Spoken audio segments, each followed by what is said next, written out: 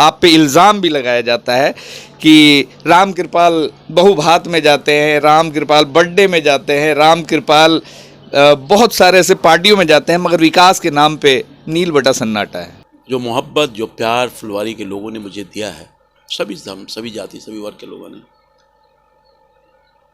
शायद मैं उसको उतार नहीं पाऊंगा अपने जीवन में।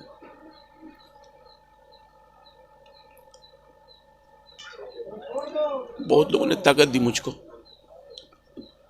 और एक साधारण घर के लड़के को यहाँ तक पहुँचाया। फुलवारी की जनता का उसमें बहुत बड़ा रोल है।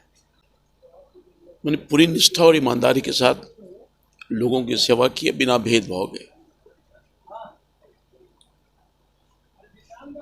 और मैं जब तक जीवित हूँ, मैं सांसद रहूँ ना रहूँ, सेवा करता रहूँगा। जो लोग कह रहे हैं, मेरा मजाक उड़ाते हैं कि मैं भोज करता हूँ, ये मेरा सौभाग्य है कि लोगों की मोहब्बत, कम लोगों को ये मोहब्बत प्राप्त होगा कि हर लोग हर जगह राम कृपाल अपने बेटा और भाई को बुलाता है, अपने सेवक को बुलाता है, नेता और शासक को नहीं बुलाता है।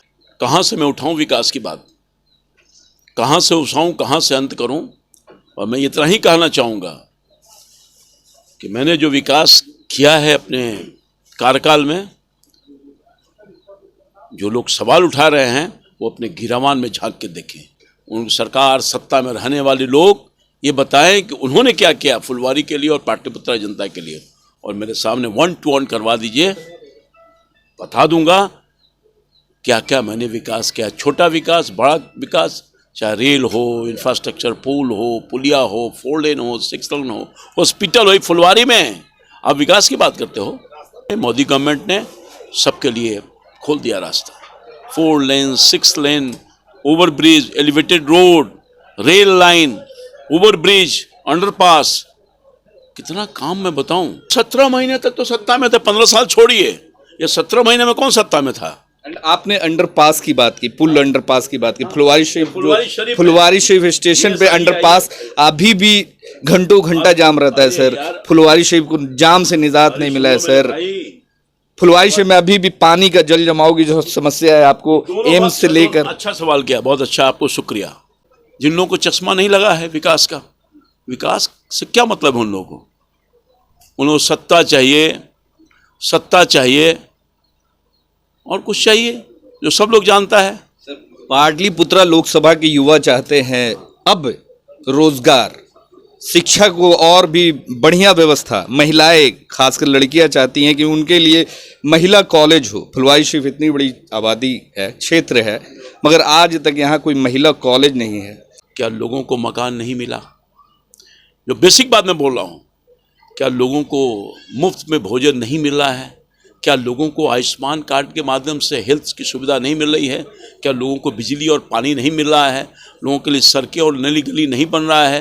लोगों को बड़े, ये जो मैं एम्स जो खुला है, तो इसमें क्या उस लोगों पर बंदिश है, या वहाँ हॉस्पिटल जो खुला है क्या बंदिश है? ये बिल्कुल जो पॉलिटिकल लाभ लेने वाले, जिनको कुछ नहीं चाहिए, वो इतनी बड़ी आबादी के मन में नफरत का भाव हमारे जो विपक्ष में बैठे लोग हैं वो भड़काने का काम करते हैं। सबका साथ, सबका विकास, और इसी मूल अवधारणा से सभी जाति, सभी धर्म के लोगों को विकास की धारा, उनकी रोजी रोजगार, उनकी शिक्षा, उनकी दीक्षा, सब में व्यवस्था करने का काम सरकार कर रही है। बीजेपी ने पूरे लोकसभा के चुनाव में कितने मुसलमानों को टिकट दिया है सर, पूरे ऑल ओवर इंडिया से? बिल्कुल, मैं आपसे बात सहमत हूँ कि सबका साथ, सबकी विकास की बात करें। निश्चित तौर पर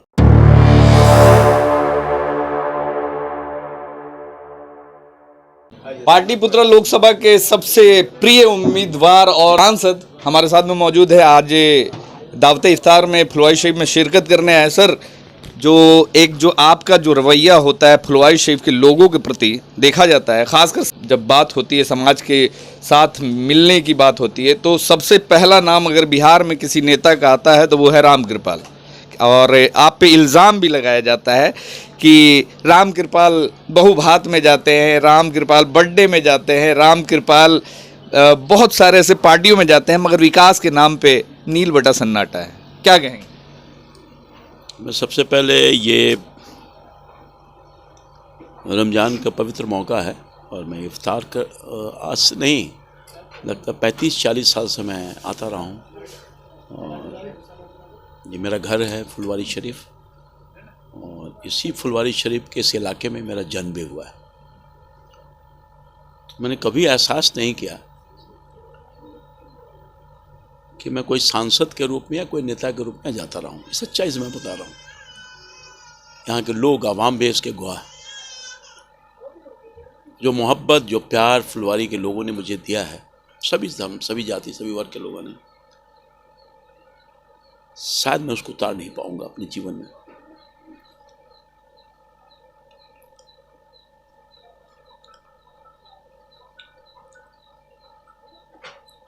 ये इमोशन जो है फुलवारी शरीफ के लिए लगाओ दिल से है। बहुत लोगों ने ताकत दी मुझको, और एक साधारण घर के लड़के को यहाँ तक पहुँचा है। फुलवारी की जनता का उसमें बहुत बड़ा रोल है।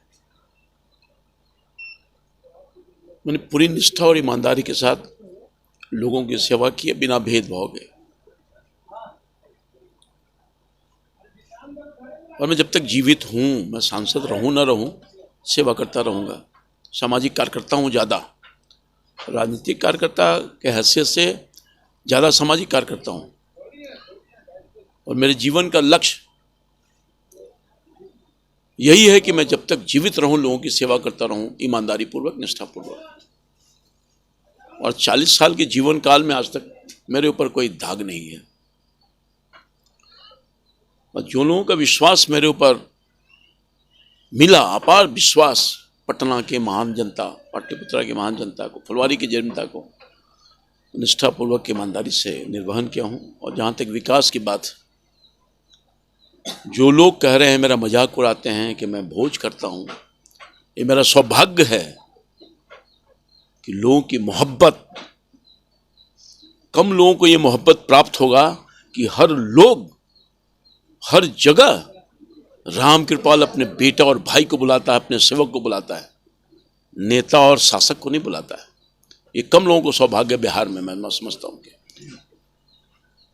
और कहाँ से मैं उठाऊं विकास की बात, कहाँ से उठाऊं, कहाँ से अंत करूं।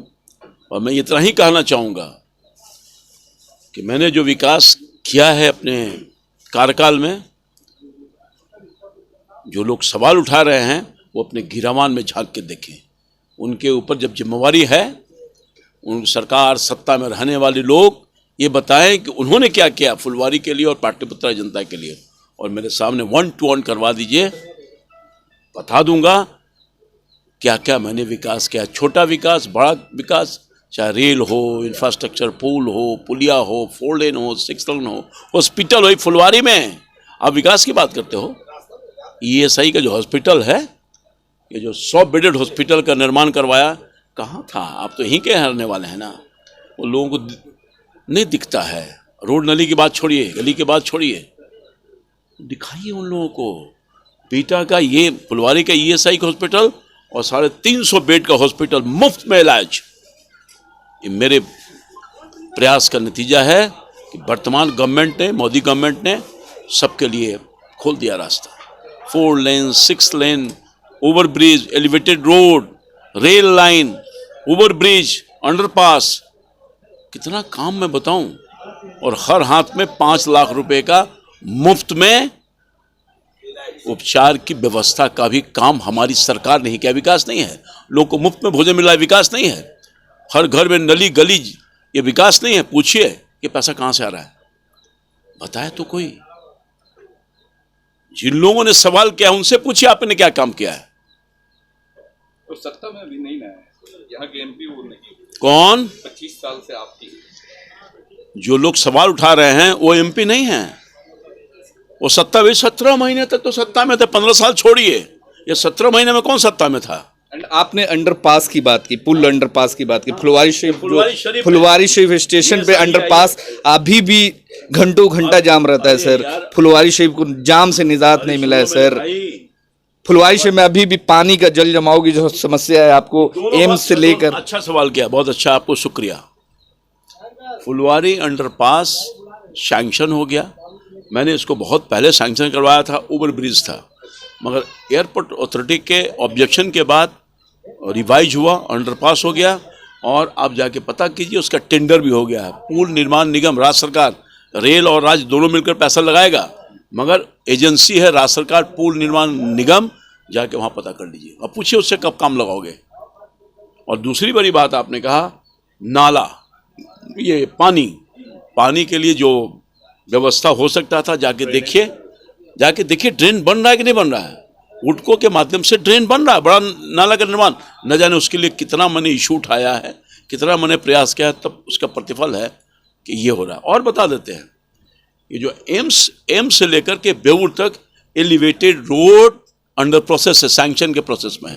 राज्य सरकार अगर जमीन थोड़ा, ये आपका फुलवारी का जो गोलंबर है वहाँ थोड़ी जमीन कम है, रफ्तार कम हो जा रहा है जो NHI के मानक के हिसाब से, और दूसरी है कि अनीशाबाद और बेउर, ये 3 जगह पर थोड़ी जमीन की कमी है, नहीं तो अभी सैंक्शन हो जाता, टेंडर होता और काम लग जाता। सरकार की योजना है, भारत सरकार को। आप चले जाइए, यहीं जब आप प्रवेश करेंगे, ये जो लख है, लख एम्स के पास, ये जो बीटा सरमेरा लेन, जिसको अब वो कन्हौली टू रामनगर 6 लेन हो गया है, इससे लिंक दाना ये नौबतपुर से होते हुए एम्स तक काम लगा हुआ। जाके देखिए, दिखाइए, एक बार उनको बुलाइए और इन सब चीज़ों को दिखाइए। वो सवाल ये खड़ा कर रहा है विकास के बाद, 6 लेन जो हमारा बनवाया हुआ है, हमारी सरकार ने बनाई है, उस पर खड़ा होकर के बोला है कि क्या है विकास। तुम लोग दिखाइए, जिन लोगों को चश्मा नहीं लगा है विकास का, विकास से क्या मतलब है उन लोगों को। उन लोगों को सत्ता चाहिए और कुछ चाहिए जो सब लोग जानता है। पाटलिपुत्रा लोकसभा के युवा चाहते हैं अब रोजगार, शिक्षा को और भी बढ़िया व्यवस्था, महिलाएं खासकर लड़कियां चाहती हैं कि उनके लिए महिला कॉलेज हो। फुलवारी शरीफ इतनी बड़ी आबादी है, क्षेत्र है, मगर आज तक यहाँ कोई महिला कॉलेज नहीं है। सही के शिक्षा और रोजगार फुलवारी शरीफ एक नई आबादी बस गई है, मैं इस बात से सहमत हूँ कि बच्चों की शिक्षा के लिए और खासतौर पर हमारी बेटियों की शिक्षा के लिए कॉलेज की आवश्यकता है। मगर बगल में +2 कॉलेज चल रहा है गर्दनीबाग में, बहुत पास में ही है, और अगल बगल में कई कॉलेज हैं। यहाँ सबसे बड़ी बात यह है कि अगर कॉलेज खोलने का निर्णय भी अगर राज्य सरकार ले ली, ये राज्य का विषय है शिक्षा, तो यहाँ जगह नहीं मिलेगा। इस इलाके में कहीं जगह नजर आता है? तो सबसे बड़ी बाधा है, मैंने बताया कि एलिवेटेड रोड सैंक्शन में इसलिए विलम्ब हो गया कि जगह नहीं मिल रहा है। अब ये जो फुलवारी का जो क्या बोलते हैं उसको, गोलंबर है, यहाँ पर किसका मकान तोड़वाइएगा, या जो अनीशाबाद का जो गोलंबर है, किसका मकान तोड़वाइएगा। और इसीलिए राज्य सरकार के सहयोग अगर मिलेगा तो एलिवेटेड रोड तो बनेगा ही बनेगा। भारत सरकार ने अनुरोध किया राज्य सरकार को कि थोड़ी जमीन और दे दीजिए, क्योंकि 100 की स्पीड से जब ट्रेन आ रहा है, गाड़ी आ रही है, तो यहाँ 20 और 30 की स्पीड में हो जा रहा है। मानक उसका ये है कि 100 के स्पीड में चलेगा एम्स से, तो 100 के स्पीड में आगे जाने का काम करेगा। तो यहाँ दिक्कत है जमीन का, अगर जमीन की उपलब्धता हो जाएगी, कॉलेज खुल जाएगा।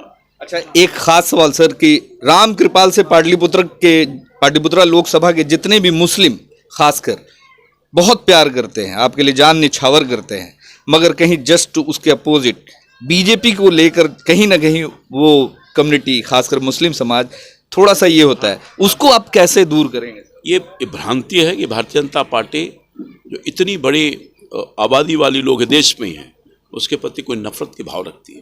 आपके प्रति बहुत प्यार।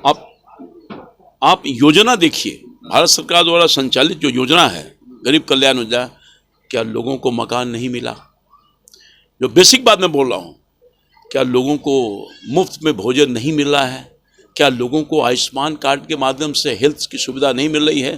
क्या लोगों को बिजली और पानी नहीं मिल रहा है? लोगों के लिए सड़कें और नली गली नहीं बन रहा है? लोगों को बड़े, ये जो एम्स जो खुला है, तो इसमें क्या उस लोगों पर बंदिश है, या वहाँ हॉस्पिटल जो खुला है क्या बंदिश है? ये बिल्कुल जो पॉलिटिकल लाभ लेने वाले, जिनको कुछ नहीं चाहिए, वो इतनी बड़ी आबादी के मन में नफरत का भाव हमारे जो विपक्ष में बैठे लोग हैं वो भड़काने का काम करते हैं। उनके जहन में इस तरह की बात नहीं है। कोई सटे तो सब लोग एक ही विचार का है कि देश में रहने वाले सब मेरे भाई हैं, और यही मोदी की सोच है। और यही भारतीय जनता पार्टी की भी सोच है। पूरा देश मेरा परिवार। हाँ, पूरे तौर पर आप मुझे 10 साल के इस दरमियान में जो मोदी की सरकार है, भारतीय जनता पार्टी लीड सरकार है, आप बताइए कि कोई ऐसा काम किया हो जिसमें विकास से वंचित करने का काम किया हो। सबका साथ सबका विकास, और इसी मूल अवधारणा से सभी जाति सभी धर्म के लोगों को विकास की धारा, उनकी रोजी रोजगार, उनकी शिक्षा, उनकी दीक्षा सब में व्यवस्था करने का काम सरकार कर रही है। बीजेपी ने पूरे लोकसभा के चुनाव में कितने मुसलमानों को टिकट दिया है सर, पूरे ऑल ओवर इंडिया से? बिल्कुल, मैं आपसे बात सहमत हूं कि सबका साथ सबकी विकास की बात करें। निश्चित तौर पर आपने देखा होगा राज्यसभा में प्रतिनिधित्व है कि नहीं हमारा, आप जाके पता कीजिए। तो इसलिए मैं समझता हूं कि सत्ता में हिस्सेदारी भी देने की बात है तो देती रही है और आगे भी देने का काम करेगी। आवाज उठाएंगे निश्चित तौर पर। अब तो हमारा दायित्व, भागीदारी उसकी उतनी हिस्सेदारी। अरे इसमें निश्चित तौर पर इससे कहाँ भाग रहा है कोई। जब सबका साथ सबका विकास और सबका हिस्सेदारी की बात हो रही है तो इतना वर्ग आपके अपोजिट में फिर से आपकी भतीजी, जो बड़ी भतीजी आपकी खड़ी, देखिए ये चुनाव बेटी और भतीजी को उस हैसियत से, चाचा की हैसियत से, बाप की हैसियत से तो हमेशा सदा आशीर्वाद है भाई। पर पॉलिटिकल लड़ाई है, नीति और सिद्धांतों की लड़ाई है, नीति और सिद्धांतों की लड़ाई है। जनता तय करेगी कौन हमारे लिए उपयुक्त सेवक है, कौन सेवक है, कौन शासक है। ये तो पटना और पाटलिपुत्रा की जनता तय की है पहले भी और फिर तय करेगी। इस बार फिर लग रहा है अपने इस महान जनता पर मुझे भरोसा है, देश की जनता पर, हमारे क्षेत्र की जनता पर, कि अपना आशीर्वाद और श्रेय मुझे दिया है और हमारे नेता मोदी जी को भी दिया है। और निश्चित तौर पर 400 पार होगा, यहाँ 40 पार होगा।